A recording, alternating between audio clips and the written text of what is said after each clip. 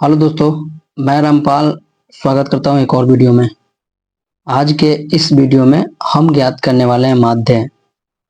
और माध्य क्वेश्चन कोई ज़्यादा हार्ड है नहीं। इसमें दो टाइप के क्वेश्चन आते हैं और वो दोनों टाइप क्वेश्चन आप अगर सीख लिए तो आपको बोर्ड एग्जाम में 3 नंबर तो फिक्स है। 3 नंबर, कभी कभी 3 नंबर में पूछे जाते हैं, कभी कभी 2 नंबर के पूछे जाते हैं। तो ये क्वेश्चन के ऊपर डिपेंड करता है किस टाइप का क्वेश्चन रहता है, इजीली रहता है या थोड़ा हार्ड रहता है। तो 3 नंबर या 2 नंबर के क्वेश्चन रहते ही रहते हैं। आप पीछे के सेट जाके देखेंगे, 16, 17, 18 से लेके 25 तक पूरा सेट पलट के देखेंगे तो उसमें एक सेट भी ऐसा नहीं होगा जिसमें ये क्वेश्चन नहीं पूछा गया होगा। ठीक है, तो आइए हम देखते हैं क्वेश्चन। और क्वेश्चन बहुत इजी होता है।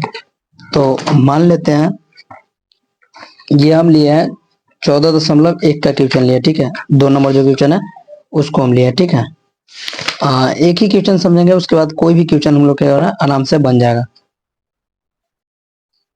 ये हमारा क्वेश्चन है 14.1 का क्वेश्चन है। सेम इसी तरह के क्वेश्चन आपको एग्जाम में पूछे जाएंगे और क्वेश्चन ज्यादा हार्ड नहीं, बिल्कुल इजी है, बिल्कुल इजी। किसी फैक्ट्री के 50 श्रमिकों की दैनिक मजदूरी के निम्नलिखित बटन पर विचार कीजिए। ये दिया हुआ है दैनिक मजदूरी रुपयों में दिया हुआ है 100, 100 से 120। आप देखेंगे सबके बीच में डिस्टेंस जो होगा वो सेम होगा। जैसे देखिए 100 से 120 यानी इसके बीच में कितना का डिस्टेंस है, 20 का है। यहाँ देखिए 120 से 140 कितना का डिस्टेंस है, 20 का है। तो सब में जो डिस्टेंस होंगे समान होंगे। ठीक है, तो कितने तक दिए हुए हैं, 180 से 200 तक दिए हुए हैं। उसके बाद श्रमिकों की संख्या जो है ये दिए हुए हैं हमको। ये देखिए 12, 14, 8, 6, 10, ये श्रमिकों की संख्या जो है 50 श्रमिकों की दैनिक मजदूरी की। ठीक है, तो अब हम इसको देखते हैं कि मतलब किस तरीका से बनाया जाए। तो सबसे पहले हमको क्या करना है, बहुत इजी क्वेश्चन है, इसमें आपको ज्यादा वो दिमाग कुछ लगाना है नहीं।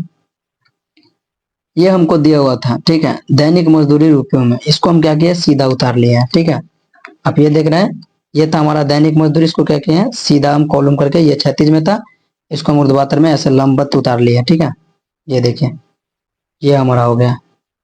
और ये जो श्रमिकों की संख्या था ये उतार दिए। ठीक है, ये हमको दिया हुआ रहता है क्वेश्चन में। इसको हम मानते हैं F1। ठीक है, इसको F1 मानते हैं। तो इतना चीज हमको दिया हुआ रहता है। अब हमको क्या करना है, इसमें ज्ञात करना होता है x1। ठीक है, जिसको माध्य बिंदु भी कहते हैं, x1 ज्ञात करना होता है। और ये x1 ज्ञात कैसे होगा, x1 ज्ञात करने का हमको पास दो तरीका है। पहला, या तो ये दोनों के बीच का चीज लेंगे, जैसे 100 और 120 है, इसके बीच में क्या आएगा, 10 10 का अंतराल है तो 110 आ जाएंगे। ठीक है, यहाँ देखेंगे 120 और 140 के बीच में क्या आ जाएगा, 130 आ जाएगा। ठीक है, इस टाइप से। या फिर हम दोनों को जोड़ के उसको क्या करेंगे, आधा कर देंगे। ये दोनों को जोड़ के क्या करना है, आधा कर देना है। ठीक है, जैसे 120 और ये 200 को जोड़ेंगे तो कितना होगा, 220 होगा। और 220 का आधा कितना हो जाएगा, 110। तो हम ऐसे भी लिख सकते हैं और वैसे भी लिख सकते हैं। तो चलिए हम जल्दी जल्दी लिख लेते हैं। ये हमारा 100 और 120, इसके बीच में कितना आ जा रहा है, 110।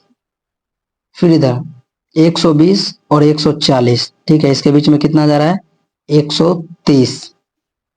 130, ये देखिए 140 और 160 के बीच में कितना रहा, 10 के अंतराल में 150।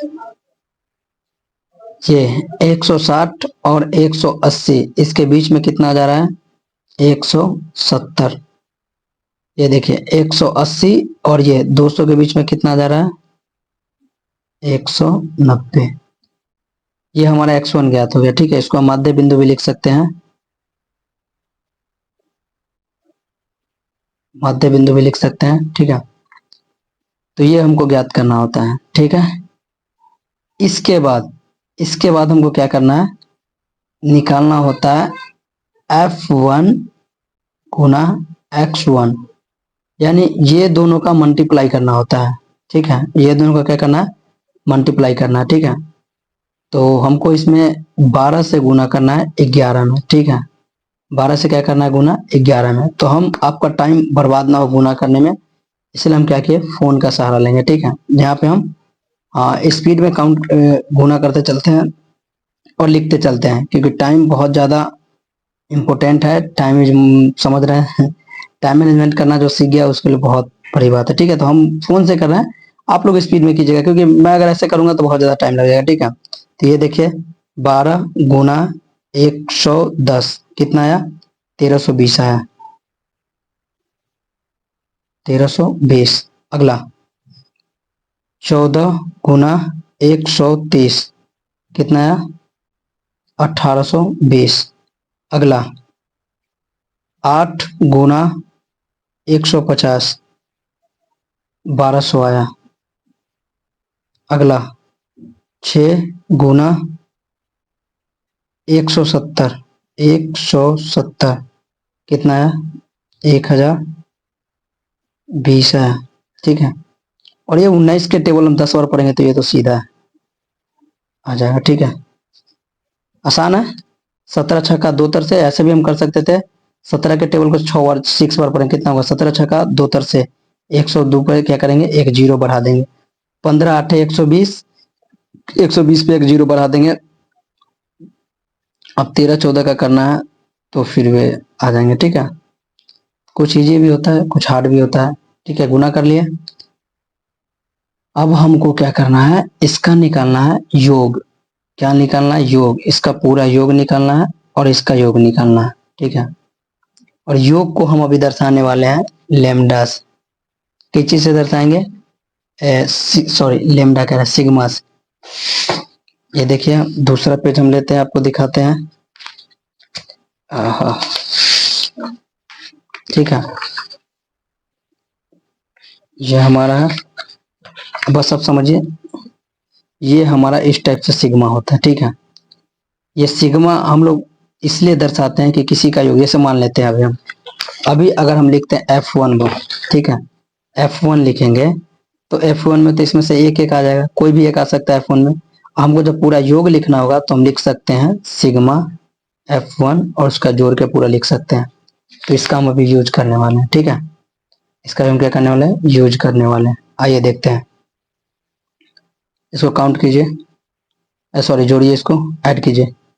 2 और 4 6, ठीक है, 2 और 4 6, 6 8 कितना हो जाएगा, 14, 14 24 हो जाएगा। 20 में जीरो जोड़ेंगे तो कितना होगा, हाँ जीरो होगा, हासिल 2 होगा, 2 1 3, 3 1 4, 4 4 और 1 5, यानी कितना आ गया, ये 50 आ गया। इसको हम लिख सकते हैं सिग्मा F1। आसानी है। उसके बाद आप इसको ऐड कीजिए, आप ये 0 0 0 0 0 कितना हो गया, जीरो हो गया। 2 2 4, 4 में जीरो, 4 2 6, 6 हो गया।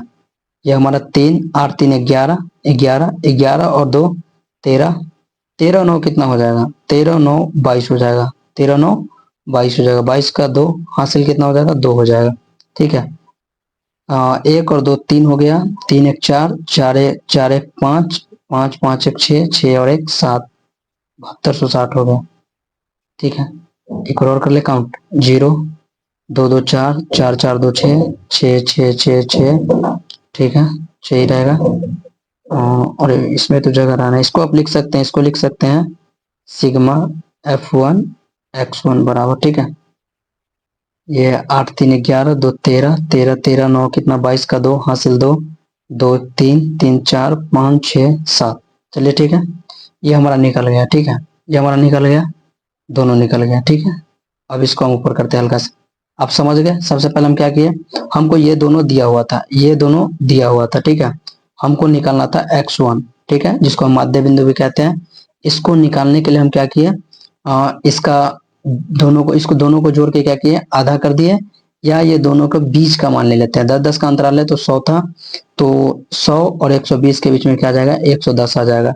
120 और 140 के बीच में कितना आ जाएगा, 130 आ जाएगा। तो इस टाइप से भी आप ले सकते हैं, या दोनों को जोड़कर आधा कर सकते हैं, ये दोनों निकल जाएगा माध्यमान। ठीक है, उसके बाद हमको निकालना होता है F1 गुना X1। तो ये दोनों को क्या करना है, गुना कर देना है। ठीक है, और गुना करके ये निकल जाएगा। फिर ये पूरा इसका योग लिख दिए सिग्मा F1, फिर इसका पूरा लिख दिए सिग्मा F1 गुना X1। अब इसको पूरा ऊपर करते हैं। अब हमको माध्य ज्ञात करना था ना, तो माध्य ज्ञात करने के लिए हम क्या करेंगे, माध्य ज्ञात करने के लिए हम करेंगे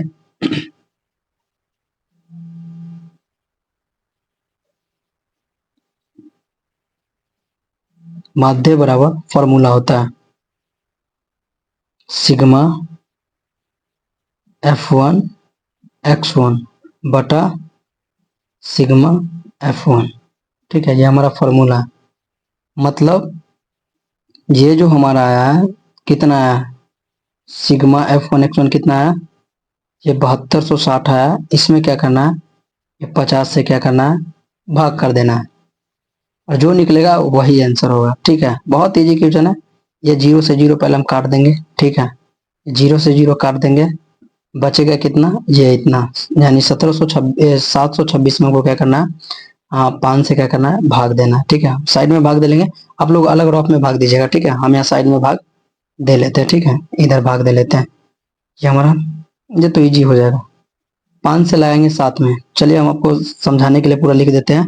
अदरवाइज का जो 5 से 7 में भाग लगाएंगे, कितना बार में लगेगा, एक बार में लगेगा। ठीक है, बचेगा कितना शेष, 2, कितना हो जाएगा 22, 5 चौका 20, बचा कितना 2, 26, बचे 25, बचा कितना 1, दशमलव देके 0 देंगे, 5 दूना 10, ये हमारा आंसर हो जाएगा। ठीक है, आप ऐसे करके लिख सकते हैं। ये देखिए, 5 एकम 5, ये 2, ऊपर से उतरा 2, 5 चौका 20, ये 2 कटकुट, ऊपर से उतरा 6, बचे 25, 1, ऊपर से कितना दशमलव का 0, 5 दूना 10, यही हमारा था। ठीक है, यही हमारा माध्य है। बहुत ही आसान तरीका है ज्ञात करने का, इससे आसान क्वेश्चन पूरा 10th क्लास में कोई हो ही नहीं सकता है, और फिक्स है आपका 3 नंबर फिक्स हो जाएगा एग्जाम में। ठीक है, अभी इधर 2 नंबर का दे रहा है, पहले 3 नंबर के क्वेश्चन आता था। ठीक है, फिक्स था।